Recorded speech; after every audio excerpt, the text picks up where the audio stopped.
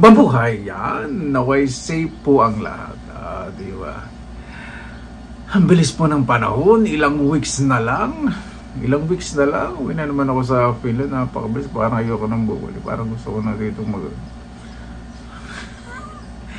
ewan ko po ba kasi yung kalahati ng buhay ko na sa Finland na po eh. Gusto ko lang pong magmuni-muni po ngayon.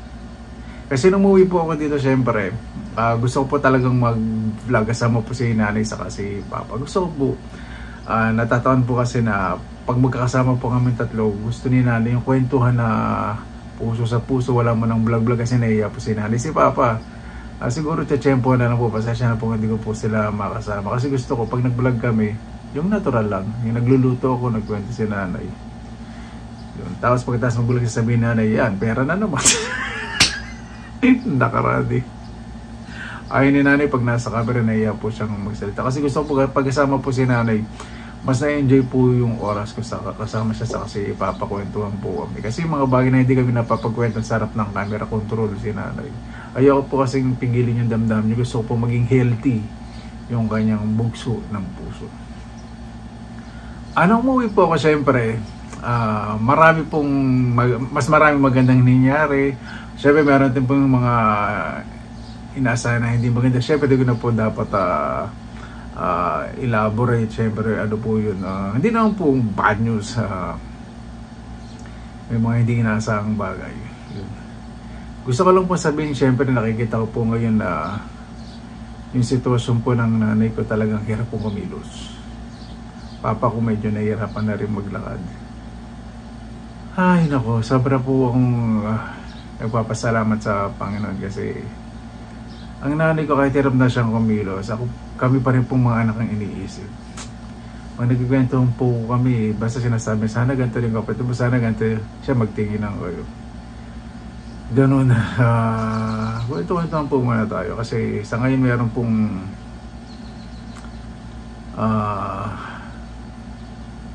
mga bagay na pumasok sa isip ko na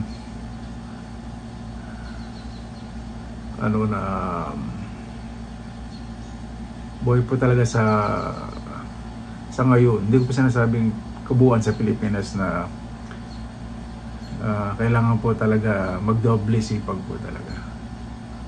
Ayoko pong magsabi ng against po sa Pilipinas. Mahal ko po ang Pilipinas. Gusto ko lang po sabihin talaga na kailangan po talaga magdoble sipag po ngayon. Kasi unang-una yung pag may nagkasakit po.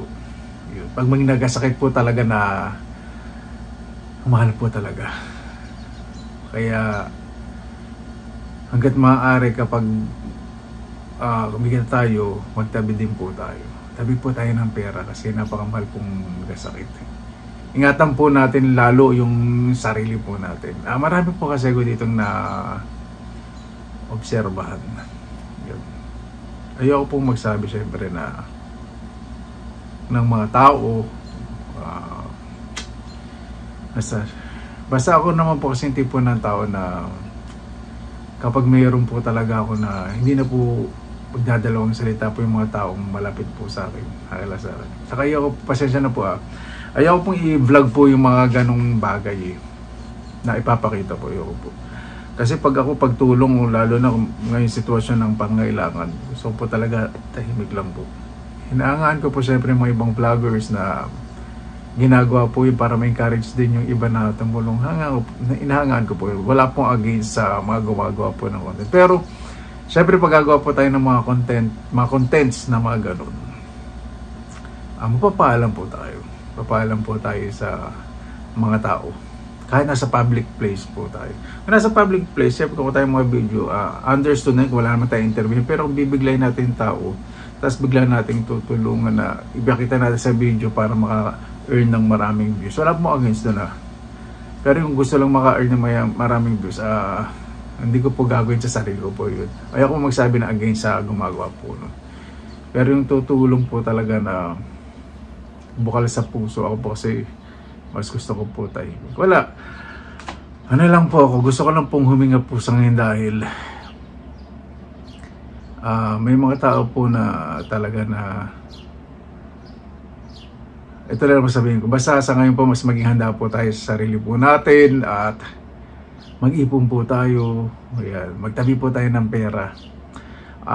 Ako po nagtatabi po ako lagi kasi iniisip ko po. Siyempre kung sakasakali po, diba, may mangyari po sa mga mahal ko sa buhay, makakatulong po. Ayoko po kasing dumating po yung oras na yung walang mahuhugot. Tapos hindi ko po matitiis yung alam mo, isa sa kapatid ko, sa mga magulang ko, tapos sa hospital, walang hindi ko po kayang makita po yung gano'n. Yun. Basta mag-ipon po tayo. Kasi sa ngayon po, ang hirap po talaga magsalita. Yung iba pong kakilala ko po, mag-ano po talaga na nakikita ko na yung panahon po talaga ngayon, minsan hindi po talaga patas kahit na yung sobrang kaya na ginagawa nyo, patas kayo sa buhay, pero ang Panginoon nandiyan po. Kaya isuko po natin lahat sa Panginoon. Magtabi po tayo para po sa sarili po natin. At doon po naman sa gusto ko rin po mag-comment po doon sa vlogger na syempre pero po isang vlogger na pumanaw. Respetuhin na lang po natin kung ano po yung nangyari po doon sa vlogger. Huwag po natin ikumpara lahat po ng nagmumukbang mangyayari pong gano'n. Kasi hindi naman po natin mapiplease sa mga tao. Kaya ayoko na pong magpaliwanag kasi may mga tao talaga na kahit ano gawin yung kabutihan, kahit ano paliwanag nyo, hahanapan pa na kayo ng hindi maganda.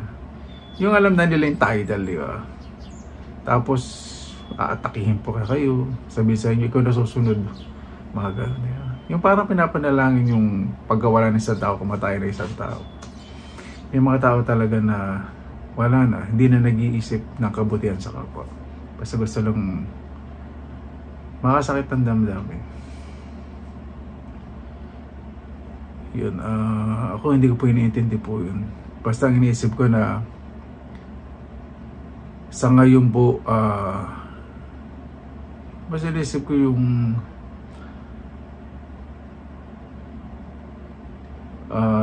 kahit paano mapapangiti po, magre-relax. Pasensya na po dahil medyo kay idlip-idlip ko lang. Ang dami lang po pumasok sa isip ko dahil sa pag-uwi po sa Pilipinas. Ngayon po kasi yung panahon, iba na po. Patuloy po ng panahon ng tag-araw, di ba? Nagkaroon po ng online school dahil kapag sobrang init, may mga nawalan sa buhay, night stroke, at ngayon naman po. Yun. Siyempre, pag-vlog kailangan katulad po ng pag-vlog ko, ako pong haluan ng politiko kahit ano pong mga social issues. Gusto ko lang po na sabihin po sa inyo na maging aware po tayo. Kailangan maging handa po tayo kung may mangyayari sa ating mga mahal sa buhay. Kung sakali po tayo walang ipon, una-una, huwag po tayong mahihiya na humingi ng tulong dahil hindi po natin kakamatay. Kung magsasalba naman po ng buhay, huwag po tayong mahihiya.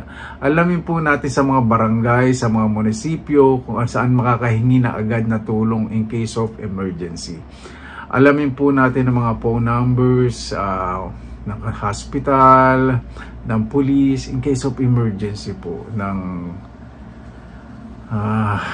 inyong mga barangay o munisipyo para po sa kaligtasan po ng bawat isa. Sa ngayon po talaga ang buhay po talaga kailangan doble kayod po talaga. Alam po ninyo, yung buhay ko po hindi ko po pinagmamalaki. Sobrang nagpapasalamat po ako sa Panginoon kasi itong buhay po na nangyari po sa akin sa pangarap, hindi ko po talaga hiniling sa Panginoon. Siguro binigay sa akin ito ng Panginoon kasi hindi po ako madamot.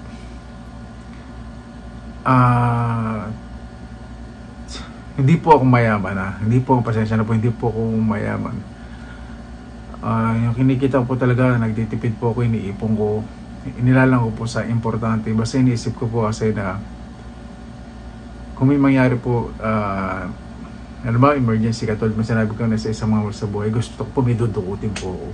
Ayoko po nung naranasan po namin ng araw na kinakapos-kapos po kami, na ang nanay ko namang problema kung saan kukuha pag may masakit.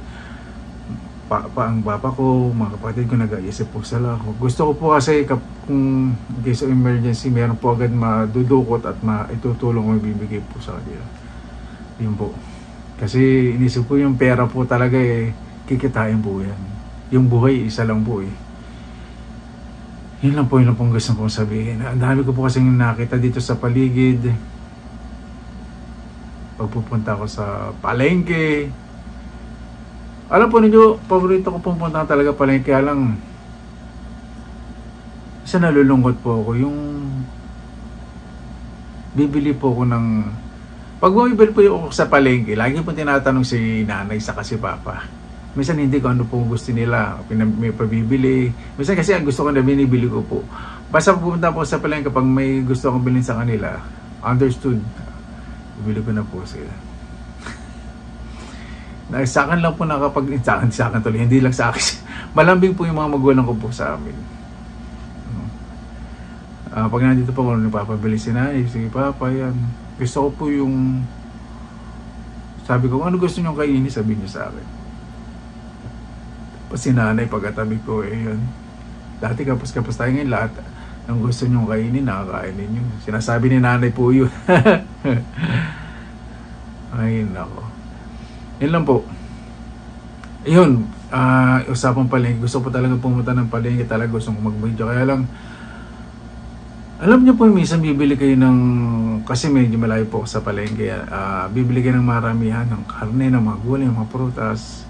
Para sa 3 araw. Siyempre hindi naman kailangan isang linggo kasi yung gulay, mga masig, gusto niyo mga fresh. Siyempre, mga karne marami. Tapos minsan makakatabi kayo na yung bibili na lang tapos ay pasensya na kapos yung pera ko.